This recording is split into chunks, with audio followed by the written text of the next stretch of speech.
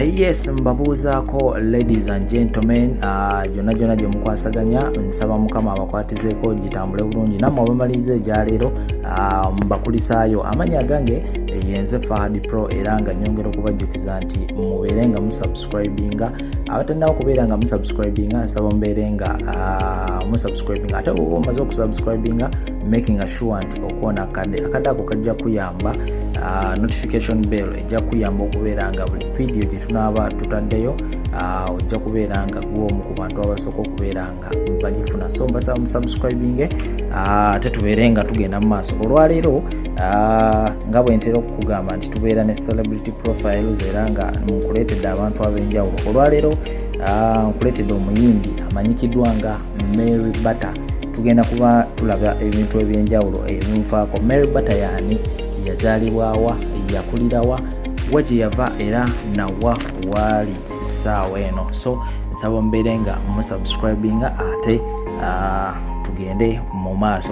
Mary Namakula amanyikiddwa nga Mary Bata yazaalibwa omwaka 1993 ng'ennaku z'omwezi 22 Desemba. Mary Bata amanyikiddwa nnyo mu kuyimba ate nga takoma kubeera nga ayimba wabula muwandiisi wa nnyimba era kuno kwogata n'ekitone ky'okuzannya katemba. Mary Bata ayimbiddeko mu bibiina eby'enjawulo nga kuno kwe kuli Cream Production eya Haji Aruna Mubiru, eyo gye yava neyegatta ku Rhythm Empire era we yava n'akola music label ye emanyikiddwa nga Mary Bata Label. Wabula eno yonna nga tetunatuukayo katuddeke emabega katini. Mary Bata yatandikira okusoma ku ssomero erimanyikiddwa nga Kabata Primary School, eyo gye yava neyegatta ku Maki College Secondary School erisangibwa e Nateete era wano we yava neyegatta ku YMCA esangibwa wali e Wandegeya. Bwe yali ali ku YMCA, Mary Bata yeewangulira diploma in cosmetology era cosmetology and designing mu mwaka gwa 2013. Okuyimba kwa Mary Bata yatandikira mu church oba ky'oyinza okuyita church choir era eno gye yava neyegatta mu Cream Production mu mwaka gwa 2013. Mu mwaka gwa 2014 mukama yamubikkulako akasubi era n'abeera nga afulumya akayimba akaali akamaanyi ddala akamanyikiddwa nga Disappointment era nga kano akayimba kamuyambako okubeera nga kamwanjula eri ensi eri music industry era waawe yava n'akola concert ye ng'ennaku z'omwezi 28 August 2015. Concert ye eno yali y'amaanyi nnyo era yajjusa era nga yali awo ku theatre La Bonita mu Kampala.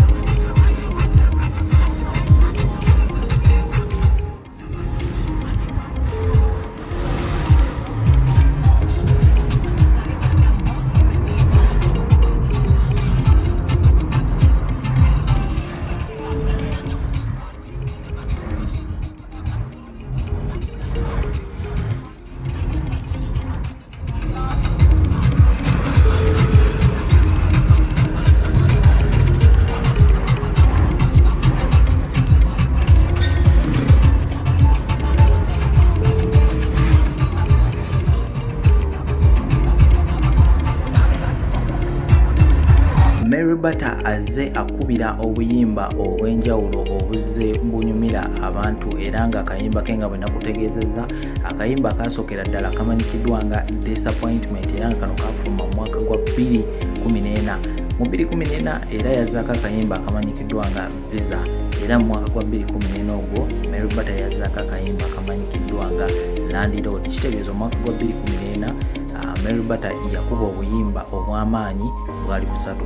Mu 2015 Mary Bata yazzaako akayimba akamanyikiddwa nga Salute era mu mwaka gwe 2013 rather 2015 n'azzaako akayimba akamanyikiddwa nga Haga. Akayimba kano abakyala baakaagala nnyo wamu n'abaami. Kakati nno mu mwaka gwa 2016 Mary Bata yazzaako akayimba akamanyikiddwa nga Waliwo Ekibanja, era mu mwaka gwe 2016 yasobola okubeera nga naafulumya obuyimba bungi. Nkugambye yafulumya akayimba akamanyikiddwa nga Waliwo Ekibanja, n'azzaako akayimba akamanyikiddwa nga Tugenda Kukomawa, era nga buno obuyimba bwa maanyi. Mary Bata yazzaako akayimba akamanyikiddwa nga Sembera. Mu mwaka era 2016 yazzaako akayimba akamanyikiddwa nga Ndugudde. Mu mwaka 2016 yazzaako akayimba akamanyikiddwa nga Give Me Time, era mu mwaka gwe gumu nkugambye 2016 Mary Bata yafulumya obuyimba bungi, yazzaako akayimba akamanyikiddwa nga Respect. Mu mwaka 2017 Mary Bata yazzaako akayimba akamanyikiddwa nga Okimanyi, era yazzaako akayimba akalala nga kamanyikiddwa nga Mulimuki. Mu 2018 yazzaako akayimba kamanyikiddwa nga Madowadowa. Mpozi akatini nnyo okujjukizaamu 2017 akayimba Mulimuki yakakuba ne Nati Nathan. Tugenze maaso. Mu 2018 yazzaako akayimba kamanyikiddwa nga I'm Ready. Mu 2018 era nazzaako akayimba kamanyikiddwa nga Akayimba. Mu 2019 yazzaako akayimba kamanyikiddwa nga Follow You, era 2020 manya 2020 yazzaako akayimba akamanyikiddwa nga Follow You, era mu 2020 nazzaako akayimba akamanyikiddwa nga Kokonyo.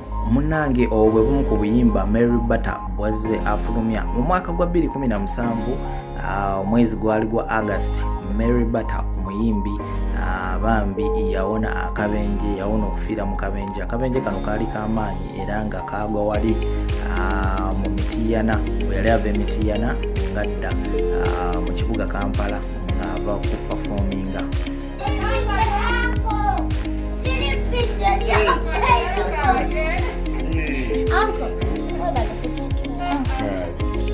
Atonsaba sente nagana abaana okutukusaba sente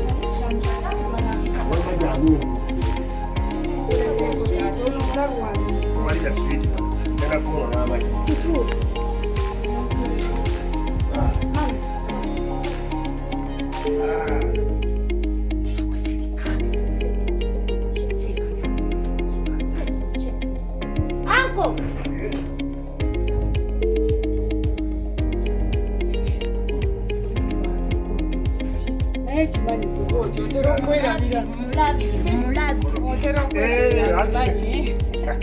ngende n'ensenya kati mukusenya mwana mama muveeko ono bayi taata wange kirate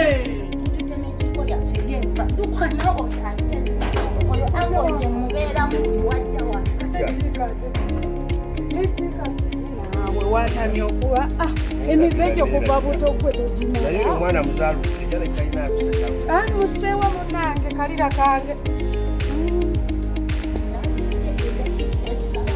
Munnange nga bwe nkugambye nti Mary Bata muyimbi wa maanyi, teyakoma bukomi kubeera nga ayimba, wabula yasobola n'okuwangula awards ez'enjawulo, era twamulabako mu 2015 nga nominatingiddwa mu awards ezimanyikiddwa nga Rising Star Awards. Eno nno akayimba ke aka Disappointment bakanominatinga mu category eya Best Band Song, era nga yagiwangula award. Mu 2017 yanominatingibwa mu High People Music Awards, era eno akayimba ke akasembera kali mu category yemu ya Best Band Song, era nga eno naye award yagiwangula. Mu mwaka gwa 2018 era High People Music Awards yaddamu n'anominatingibwa ku kayimba ke akaali kamanyikiddwa nga Tugenda Kukomawa, era nga category bali bagiyita Best Band Song of the Year, era yagiwangula. Mary Bata takoma kuyimba buyimbi, wabula ayina ekitone ekyenjawulo mu kuzannya katemba, era nga wano tusobodde okumulabako ku apps ez'enjawulo n'okusingira ddala owali ku TikTok videos zatera okukola. Takoma kubeera nga muyimbi, wabula ate akola TikTok videos ez'enjawulo, kwegamba ayina ekitone mu kuzannya. Ono nno mukyala muzadde era nga ayina omwana ow'obulenzi amanyikiddwa nga Wentworth Miller. erinnya yamutuuma lya kizungu era ng'omwana omulenzi ono azaalibwa ng'ennaku z'omwezi 27 Desemba era omwaka oguwedde mu Desemba nga 27 Wentworth Miller yali aweza emyaka egy'obukulu 4 ng'ogyeko ekyokubeera ku stage ng'ayimba. Mary Bata abeera ne ku mikolo, muyimbi wa ku mikolo ate nga bw'aba tali mu bya music Mary Bata business lady era nga atambuza emirimu gye egy'enjawulo mpola mpola. Mary Bata y'omu ku bayimbi ab'amaanyi be tulina e Uganda abayina kye beekoledde oba boyinza okugamba nti balinamu. So Mary Bata kyakuyiga kyamaanyi nnyo kye tumuyigirako. Olunaku lwa leero tubadde ne Mary Bata era nsuubira vidiyo eno osobodde okubeera nga oyigamu ebintu eby'enjawulo. So gwali eyatannaba kubeera nga osubscribinga bambi nkusaba obeere nga okoona ku subscribing button eyo. Bw'omala ogikoonako koona ka notification bell ako kajja kuyamba video gye tunaba tutaddeyo ojja kubeera nga gw'omu ku bantu abasookera ddala okugifuna. Wano tubeera n'abantu ab'enjawulo, tubeera ne videos nnyingi nnyo, updates, mawulire kyagakagwawo ku ba celebrities baffe ate n'abantu abatali ba celebrities. So mbasaba mubeere nga musubscribinga.